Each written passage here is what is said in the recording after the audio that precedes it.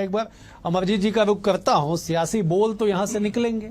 अमरजीत जी, लगभग 1 साल से आप लोग लगातार सवाल उठाते थे हर मंच पे कि साहब कब होगा मंत्रिमंडल विस्तार। तारीख तय हो गई, समय तय हो गया, शपथ ग्रहण समारोह भव्य तरीके से संपन्न हुआ। अब क्या सवाल और अब क्यों सवाल, जरा बताइए।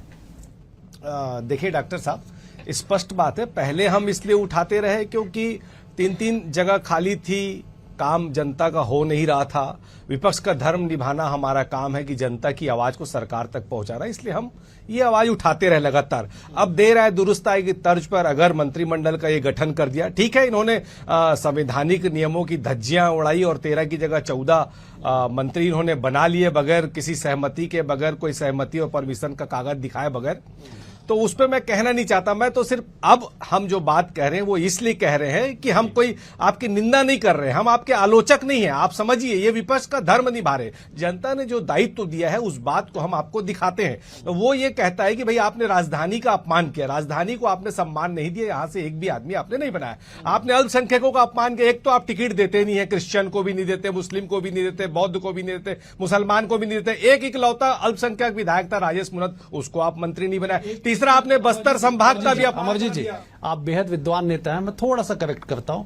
एक क्रिश्चियन बीजेपी से न केवल टिकट पाते हैं बल्कि चुनाव जीत के आते हैं सरगुजा संभाग से। देखिए, आप भी जानते हैं, वहां पे उस पे मैं कोई टिप्पणी नहीं करना चाहता। उन्हीं को बना देते मंत्री। अगर क्रिश्चियन कोटे से अगर आप अल्पसंख्यकों का सम्मान करते तो उन्हीं को बना देते, राजेश मुनत जी को बना।